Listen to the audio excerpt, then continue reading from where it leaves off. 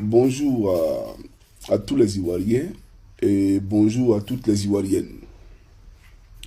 J'aimerais également saluer tous les panafricains à travers le monde et saluer tous les partenaires, bien entendu, du continent africain. Les vrais partenaires du continent africain. Alors, chers amis, je suis M. Koukounion Christ Yvon, on dit M. Johnny Pacheco Antonio. Et je fais cette vidéo aussi dans mon état de convalescence, c'est vrai, parce que je ne pouvais pas rester en marge de ce qui est en train de se passer actuellement dans la République du Bénin. Ce pays frère, ce pays ami qui est le Bénin. Je salue par ricochet tous nos compatriotes béninois et je salue tous ceux qui sont épris de paix, de justice et de liberté. Vous allez relayer cette vidéo-là après sur les différentes plateformes que vous avez, parce que comme vous le savez, je ne suis ni sur Facebook, ni sur TikTok, etc. Et donc, j'utilise par moment le canal que m'offre le grand frère pour pouvoir, bien entendu, véhiculer mes messages. Alors, merci à tous ceux qui ont prié pour moi. J'ai été mis sous antibiotiques plutôt. Et ça m'a fait du bien. Et puis vous savez, quand tu es fils de Dieu, le premier médicament d'un enfant de Dieu, c'est la prière. C'est la prière. Et donc, Johnny Pacheco vous dit merci. Et ça commence en tout cas à aller. Voilà, par la grâce de Dieu. J'aimerais présenter mes condoléances les plus attristées à mon frère, Ariel Chené. C'est avec beaucoup de tristesse et beaucoup de douleur que j'ai appris ce qui t'est arrivé, que tu as perdu ta merveilleuse et tendre épouse, notre sœur à tous. Ça m'a beaucoup affecté parce que je l'aimais bien ta femme, j'aimais bien votre couple. Et franchement, j'ai été peiné. Je ne savais même pas, vu que je ne suis pas sur les réseaux, c'est mon ami Clark Delody qui m'a informé après. Et on m'a dit que tu as perdu ton père. Ton père qui est contraint à l'exil à cause d'Assalfo. Voilà, ton père qui est persécuté dans son pays d'origine où il ne peut plus rentrer. Parce qu'Alassane Draman Ouattara et sa milice lui veulent du mal. Vraiment, Ariel Chené, que Dieu soit ton bouclier. Que Dieu trouve les mots et la force nécessaire pour te permettre, bien entendu, d'aller de l'avant. Je pense que c'est les personnes importantes qui sont beaucoup dans les tourments, dans les épreuves. Et je pense que Dieu a un destin glorieux pour toi. Vraiment, mes condoléances, cher frère. Tu as été à mon mariage, tu as chanté pour moi. Et je n'ai jamais oublié ça. Voilà, il n'y a rien qui peut remplacer ceux qui sont partis. Mais tout ce que je peux te dire, c'est que nous t'aimons. Et c'est avec beaucoup de douleur que nous avons appris ça. Tu n'es pas seul. Et quand on rentrera en Côte d'Ivoire, on viendra te saluer, frère. Que Dieu te bénisse. Alors, chers amis, je vais m'adresser ici. Je fais cette vidéo pour la France. Je fais cette vidéo pour la France. Parce que il y a eu un coup d'État au Bénin. Et aussitôt, l'armée française est rentrée en ligne de compte, est rentrée en jeu. Et elle a même, bien entendu, demandé à l'armée du Nigeria d'intervenir militairement pour réinstaller son poulain, son larbin, son nègre de salon, que j'appelle Patrice Talon. Vous comprenez? Donc, je fais cette vidéo-là principalement pour la France. J'aimerais dire, longtemps nous avons décrié que nous n'étions pas pour les coups d'État en Afrique. Parce qu'on estimait que les coups d'État, ça mettait en retard et qu'on voulait la démocratie, etc. Mais disons-nous, Africains, regardons-nous droit dans le miroir et disons-nous la vérité. C'est quoi la démocratie? C'est quoi vous appelez la démocratie? Quand des individus se lèvent, s'accaparent le pouvoir d'État, modifient les constitutions, écartent des candidats et veulent s'aboutir au pouvoir pour y mourir, vous appelez ça la démocratie? Ce n'est pas la démocratie. Donc les coups d'État sont des réponses à leurs bêtises. Parce qu'ils sont tous bêtes. Alassane Ouattara est bête, Patrice Talon est bête, Fonya Singbe, tous sont tous bêtes. Regardez un peu ce qui se passe au Togo.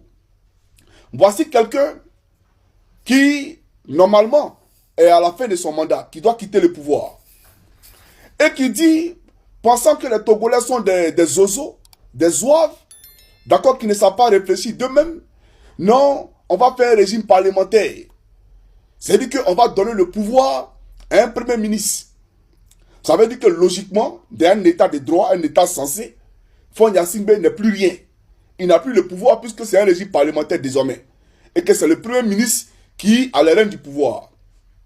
Et voilà que lui, Fonya Singbe, veut modifier encore la constitution pour arracher le pouvoir dans les mains du premier ministre pour, en tout cas, le reprendre à nouveau. Vous voyez un peu comment on se fout des gens. Et vous trouvez que on ne doit pas faire des coups d'État. Mais les coups d'État sont des réponses à toutes ces bêtises. Parce que ça, ce n'est pas de la démocratie. C'est de la dictature et c'est du foutage de gueule. Voilà la réalité. Fonya Singbe dit qu'il organise un congrès panafricaniste chez lui au Togo. Mais c'est se foutre des Africains. Lui, il est panafricain où? Quelqu'un qui a ligoté Lida Kwasi Moïse, qu'il a pris pour l'envoyer d'un avion, d'un pays où il partait, soit pour trouver la mort ou pour être en prison. Dans le pays de Draman. Lida Kwasi Moïse est venu demander l'asile. Mais si les Occidentaux voulaient se comporter comme Fonya Singbe, mais aujourd'hui, là, nous serions tous, bien entendu, en prison. Parce que combien sont les Africains qui demandent l'asile à l'étranger? Qui sont véritablement... Dès les premières paroles, l'intervention de Johnny Pacheco s'inscrit dans une démarche de réflexion posée et inclusive, adressée à la fois aux citoyens ivoiriens, aux peuples africains dans leur diversité et aux partenaires du continent. Son propos se distingue par une volonté claire, contribuer au débat public avec responsabilité, en prenant en compte les réalités institutionnelles actuelles de l'Afrique de l'Ouest, sans esprit de confrontation ni posture émotionnelle. Il s'agit d'un exercice de lucidité, nourri par l'histoire, par l'observation des évolutions récentes et par une aspiration constante à la stabilité collective. Dans cette prise de parole, Johnny Pacheco rappelle que la gouvernance ne peut être analysée uniquement à travers des événements isolés. Elle s'inscrit dans un temps long, façonné par des héritages historiques, des constructions institutionnelles progressives et des ajustements successifs opérés par les sociétés africaines depuis les indépendances. L'Afrique de l'Ouest, riche de ses cultures, de ses traditions politiques et de ses expériences administratives variées, se trouve aujourd'hui à un carrefour où se rencontrent exigences démocratiques, attentes citoyennes et impératifs de développement.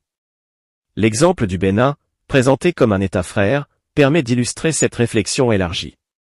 Johnny Pacheco évoque les liens historiques et humains qui unissent les peuples de la sous-région, soulignant que les trajectoires nationales sont profondément interconnectées. Les évolutions institutionnelles observées dans un pays résonnent bien au-delà de ses frontières, car elles nourrissent une réflexion collective sur la manière dont les institutions peuvent rester en phase avec les aspirations populaires tout en préservant leur cohérence et leur crédibilité. Au fil de son analyse, Johnny Pacheco invite à s'interroger sur le sens profond des modèles institutionnels adoptés. Il ne s'agit pas de comparer ou de hiérarchiser, mais de comprendre comment les mécanismes de gouvernance peuvent favoriser la participation citoyenne, l'équilibre des pouvoirs et la confiance entre les gouvernés et les gouvernants. Cette confiance, selon lui, constitue le socle invisible mais essentiel de toute construction politique durable. Lorsqu'elle est préservée, elle permet aux sociétés de traverser les périodes de transition avec sérénité et discernement. Son propos met également en lumière le rôle central du dialogue. Dans des contextes marqués par des attentes fortes et parfois contradictoires, la parole publique gagne à être mesurée, structurée et orientée vers la recherche de solutions partagées. Johnny Pacheco insiste sur l'importance d'une communication institutionnelle claire, capable d'expliquer les choix, de contextualiser les réformes et de rappeler les principes fondamentaux qui guident l'action publique.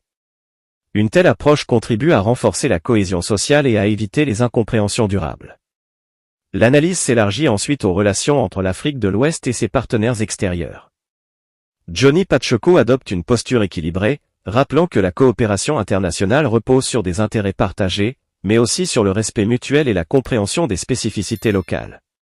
Les partenariats, lorsqu'ils sont construits dans la transparence et la réciprocité, peuvent accompagner les dynamiques institutionnelles africaines sans les contraindre. Cette vision met en avant une Afrique actrice de son destin, engagée dans des échanges constructifs et assumés. Dans cette perspective, Johnny Pacheco souligne que les ajustements institutionnels doivent toujours être pensés comme des réponses aux besoins réels des populations. Les textes, les mécanismes et les structures n'ont de sens que s'ils servent l'intérêt général et favorisent un climat de confiance durable. L'histoire africaine récente montre que les sociétés qui investissent dans l'éducation civique, la clarté des règles et l'inclusivité des processus décisionnels sont mieux armées pour faire face aux défis contemporains. Son intervention invite également à dépasser les lectures simplistes. Les réalités politiques et administratives de l'Afrique de l'Ouest sont complexes, façonnées par des trajectoires nationales singulières. Johnny Pacheco appelle ainsi à une analyse nuancée, attentive au contexte, aux contraintes et aux opportunités propres à chaque pays. Cette approche analytique permet de sortir des oppositions stériles et d'ouvrir des espaces de réflexion constructive, orientés vers l'amélioration continue des pratiques institutionnelles. La dimension panafricaine de son propos est centrale. En s'adressant aux Africains du continent et de la diaspora, Johnny Pacheco rappelle que les enjeux de gouvernance concernent l'ensemble de la communauté africaine. Les expériences partagées, les réussites comme les difficultés, constituent un patrimoine commun à partir duquel peuvent émerger des solutions adaptées et innovantes. Cette solidarité intellectuelle et civique renforce la capacité du continent à penser son avenir avec confiance. Dans la dernière partie de son intervention, Johnny Pacheco adopte un ton résolument tourné vers l'avenir.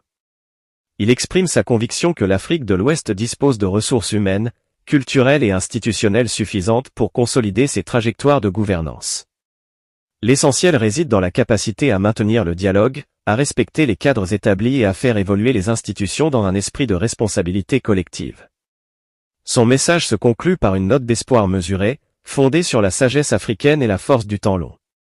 Il rappelle que les transformations durables ne sont jamais instantanées, mais qu'elles s'enracinent dans la constance, l'écoute et la transmission. Comme le dit un proverbe africain, c'est ensemble que les pierres deviennent une maison.